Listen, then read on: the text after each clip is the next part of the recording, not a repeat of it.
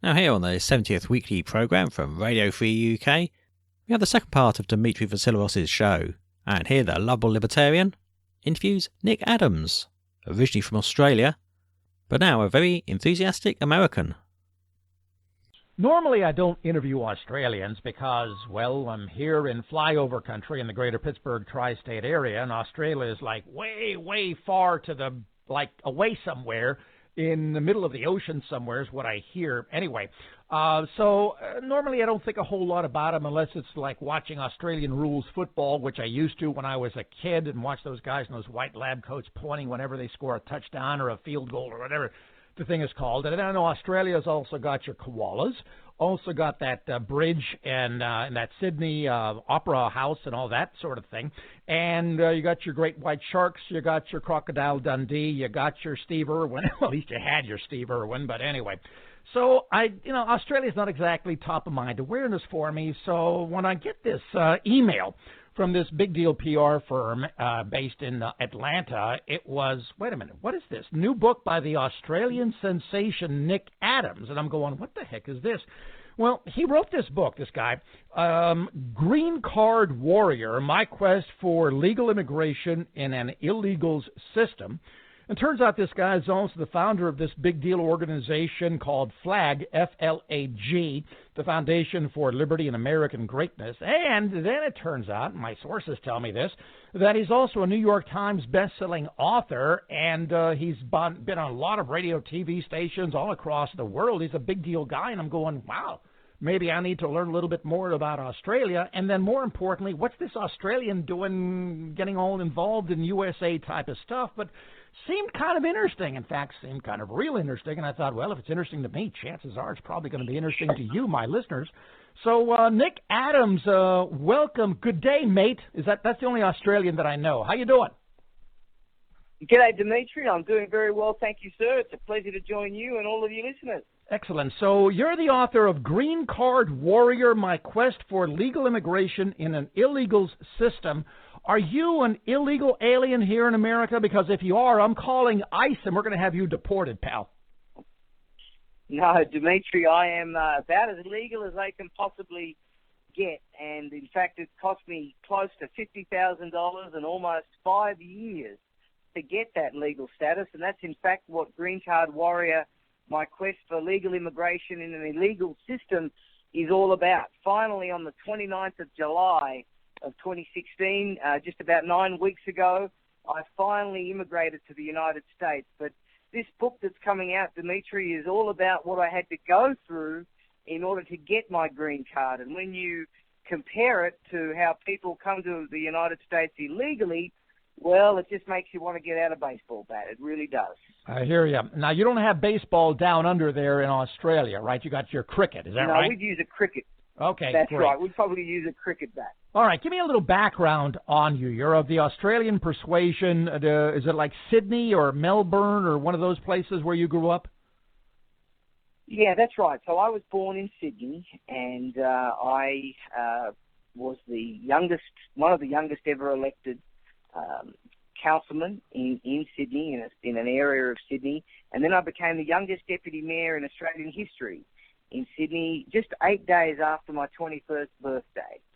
So I was involved in politics in Australia, but I'd always had this real passion, Dimitri, to come to the United States.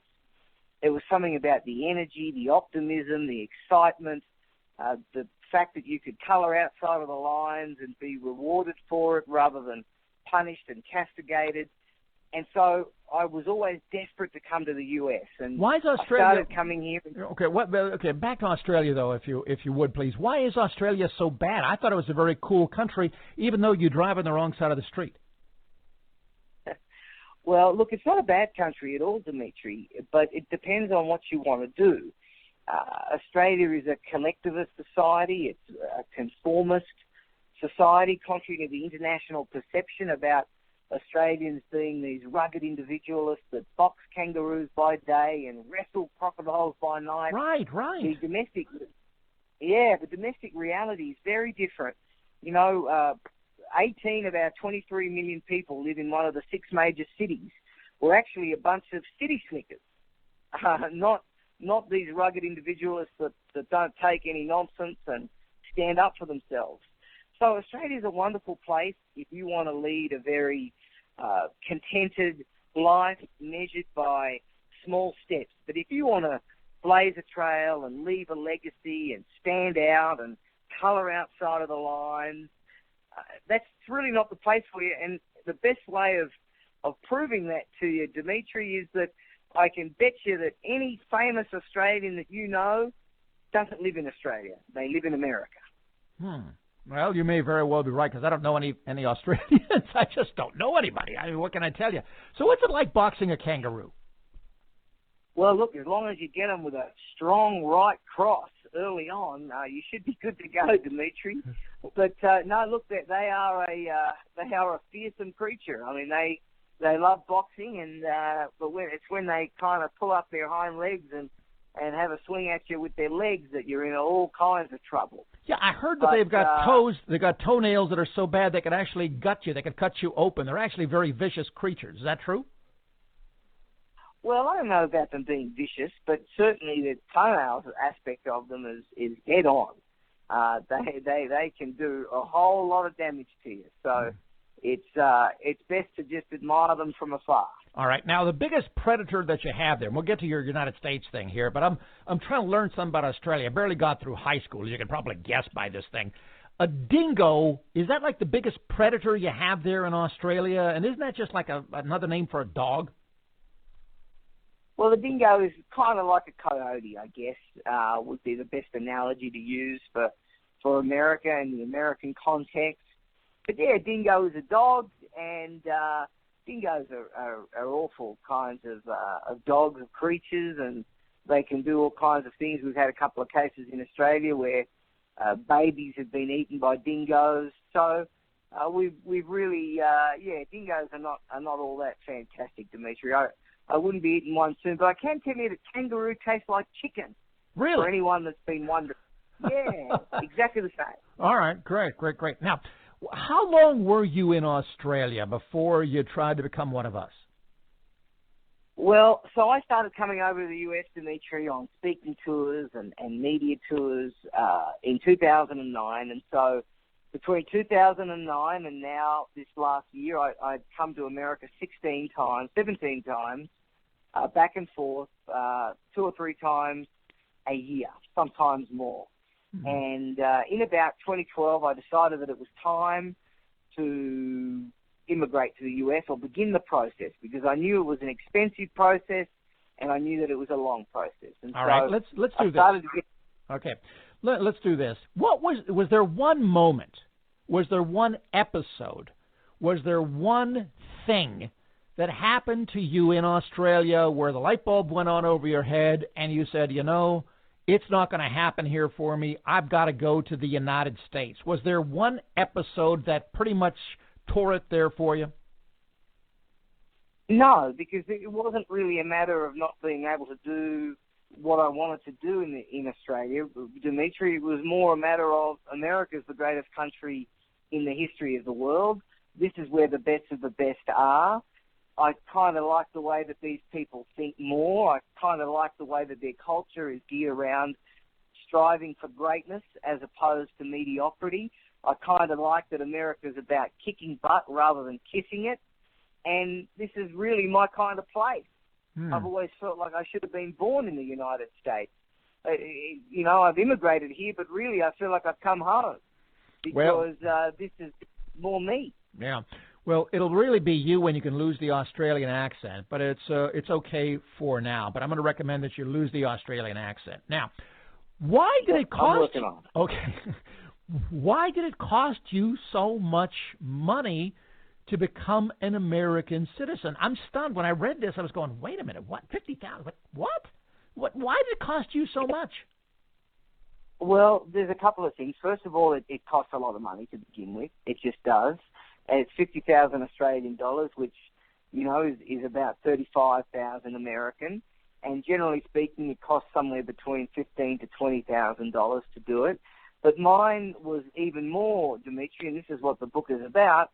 Mine was even more because mine was the first documented case of the Obama administration using the State Department to screen potential immigrants based on their politics. So I had an approved extraordinary ability green card petition by the United States Citizenship and Immigration Service. And the very last step in the process is to go to the local U.S. consulate or embassy in your home country, and it's meant to be a very routine and procedural thing where you present the originals of your birth certificate and your passport and your medical check and your police check, and then you're good to go. They give you what's called an immigrant visa, and then you travel to the U.S. and you collect your green card. Well, I was at the very last step. I went to the U.S. consulate in Sydney, and I got an individual there who ended up turning my life, Dimitri, completely upside down. It involved being put on a no-fly list. It involved facing a permanent ban, never being able to re-enter the United States in my lifetime again. And it was a terrible, terrible, terrible 10 months. And if it wasn't for the assistance of many U.S. senators and congressmen that were concerned and, in fact, outraged by what I was being put through and made that very clear, it's probably likely that I wouldn't be here today. And why do they target you? Well, the whole way through, even to this day, Dimitri, I was never ever given an answer I was never ever given the reasons why the U.S. consulate sent back my application with a recommendation that the approval be revoked, an extraordinary act, one that many legal people have called a gross aggressionary power. I was never given the reasons for that, but I was able, through the equivalent of the State Department in the Australian government, I was able to get a list of names of all of the diplomats that are in Australia from every country. I narrowed it down to America, and then I narrowed it down further to the U.S. consulate in Sydney. I knew from correspondence that I had that, you see, they don't give any names out because of the terror threat and everything else. And so but I knew that the position of the individual that was involved was a vice consul. And I managed to go through all of the vice consul names. I used social media to identify the person because this person had interviewed me. And I found out through his social media that he had the opposite politics to me. And as someone that has suffered a lifetime of oppression by the left, I knew instinctively exactly what had happened. And what are your? I was targeted because of my politics. What are your politics? Well, I'm a conservative. I'm a patriot. I'm a Christian. I'm normal. I've got a traditional worldview. Unfortunately, in the world today, when the elites in the bureaucracies, in the education system, in the government, and in the media, that's often that makes you persona non grata, and that's basically what I was. And so my life was turned upside down, all because I happened to be of a different sexual orientation to this individual, because of the views that I held, and because I'm got a different approach. So are you saying culture and society? Are you saying that you were discriminated against because you were straight, or because you were gay, or is there something else? No, I'm saying to you that I'm a straight, white, middle-class male, well-educated. These days in the culture, that means that you're not allowed a voice. That means that you're not allowed to express your opinion. And unfortunately, I came across someone that I believe and I suspect that felt that very same way as the mainstream culture has headed. And so, who was your biggest champion? Is there one congressman, one senator, one person in the media who you could point to and go, this person was my hero? Dimitri, there were several. There were several that got involved. At the end of the book, in Green Card Warrior, I make a list of all the United States senators and congressmen that were kind enough to stick their neck out for me. Was there one who stood out? Is there one who stood out? Well, No. There were a whole bunch of them, and I think that all of them made a wonderful contribution. And I'd hate to diminish the contribution of the others by just naming one. All right. So it took you a long period of time. Did you have to go to court, or how did you finally win them over? Because it's still the Obama administration. It's a great question, Dimitri. So what happened was the United States Consulate sent back my application with a recommendation that the original approval be revoked. And the United States Citizenship and Immigration Service had a decision to make. They had to look over again the application that had been sent back to them, and they either could agree with the recommendation that had been given to them, or they could reaffirm their original approval. And I must be one of the only people, Dimitri, in American history to have had their extraordinary ability green card approved twice, because that's exactly what happened. USCIS gave me the green light again, saying that I qualified for the extraordinary ability green card, and issued instructions for the consulate to grant that immigrant visa straight away. Were you able to sue that jerk who tried to keep you from entering America because of your politics? No, but there is a complaint that is pending with the State Department. Okay, well, good luck with that, the State Department, Jesus. Why didn't you just marry an American girl?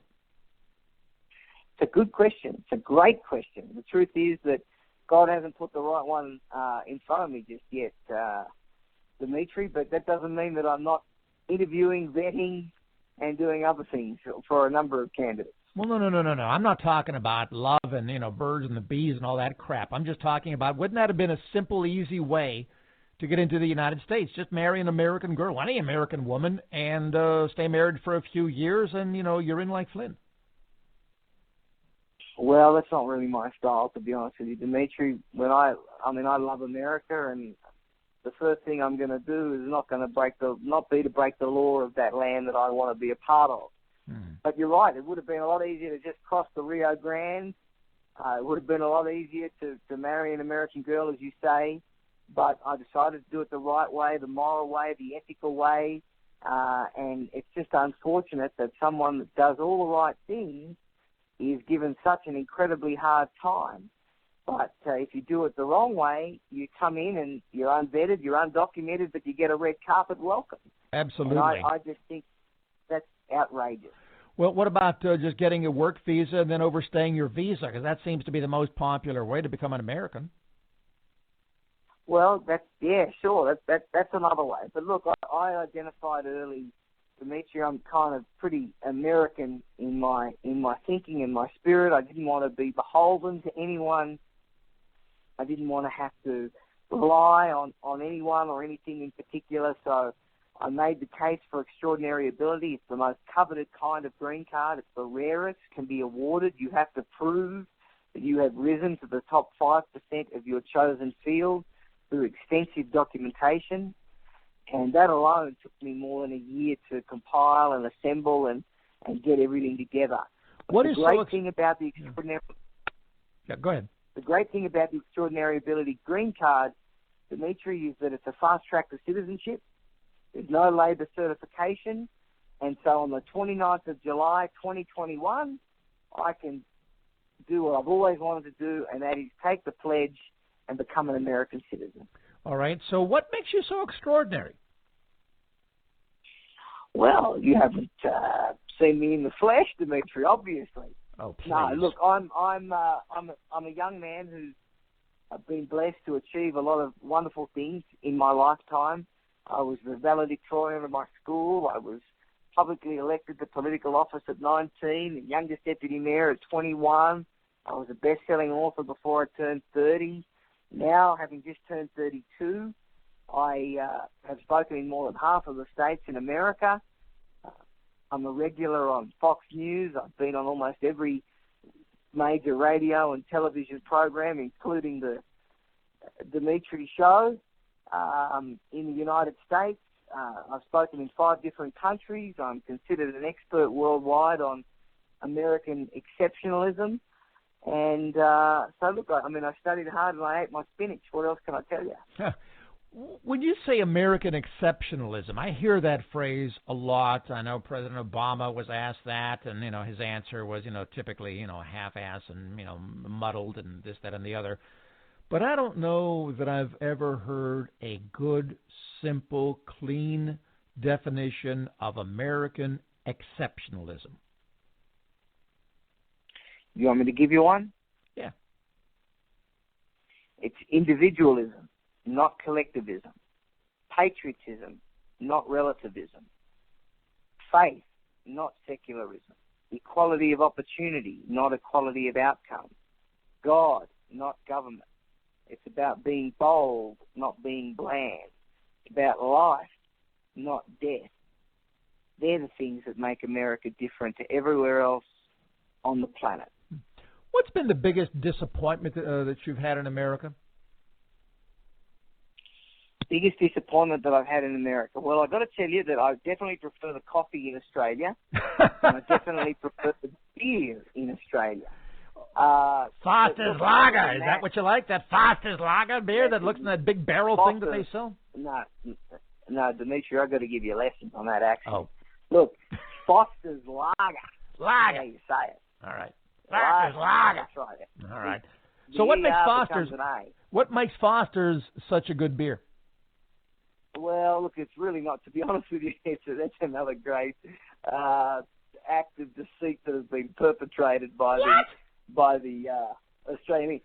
Foster's is Australian for beer, as the saying goes. But the truth is that no Australians actually drink Foster's in Australia. No, are you serious? I think we're breaking some news here. This is unbelievable. Yeah. Oh my goodness. Yeah, now, okay. What about the coffee? Now you've got coffee. Does it come from Indonesia? Is that what makes your coffee better, or what?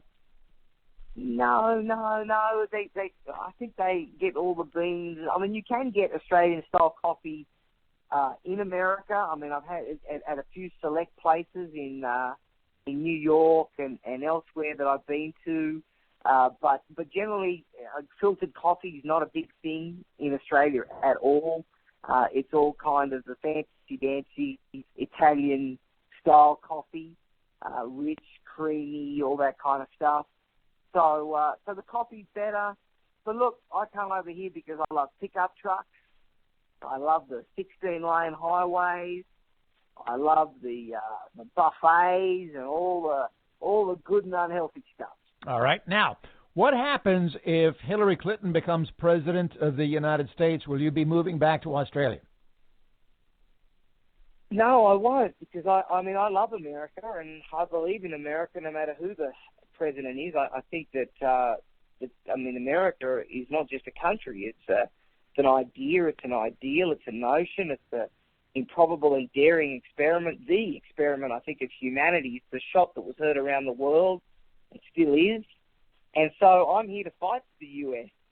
I'm here to fight for the U.S. I'm here to keep it as strong as possible because I recognize that what's good for America is good for the world. When America's strong, the world's strong. When America's weak, the world is a weak and a dangerous place. I do think America would be better served by a President Donald Trump than Hillary Clinton, but I can't vote this year unless I move to Chicago. Well, Philadelphia. You could probably do it in Philadelphia, too. I could do it there as well. Yeah, probably Philadelphia, too. That'd be my guess. Is there what was the most surprising thing about being an American? Once it became official and you came over here and all that, was there one thing that really godsmacked you? No, look, not really, Dimitri. I mean, I've been so fascinated with the U.S. for such a long time, and this is why it's really a great moment for me to be doing this interview with you, because my favorite movie series, my favorite, the thing that really got me hooked on the United States, Rocky. And every single time I'm going between Washington and New York, I will get out in Philadelphia, I will catch a cab, I will go to the art museum, and I'll run up the steps. You mean that literally? You mean that literally? You actually do that? Yes, sir, I do. How many times? And I've been to every single movie location. I've gone to where Mickey's gym was. which is a very unsavory neighborhood right now. And so I've been to all of those places where he met Adrian, where the fish shop was. So I've done all of that. Oh, and, my. Good. How many times? How many times did you run up the stairs? Oh, I've been at least 10 or 11 times. Oh, that is so I love it. cool. I love it. That is so cool. Now, do you have the theme from Rocky, that Maynard Ferguson song or music? Yeah, of course. I've got all of them. I've got every single track from all of the 6 movies. Oh, my goodness gracious. That's including Creed now, which came out, which was number 7. I'm not officially part of the Rocky, but yeah, no. And so what's more American than Rocky Balboa and his story? Oh, my it's goodness. Incredible. Did you ever practice running around trying to catch a chicken? That's one thing I didn't do. Well, there you go. Bates, you need to do that. You need to do that. Find a chicken and start running around trying to catch it. Yeah, I need to get that grey, smelly, holes in it shirt and run around and chase some chicken. No, look, I haven't, but I will tell you this, that, it was really the Rocky movies that got me into working out and going to the gym, and now I've kind of never left.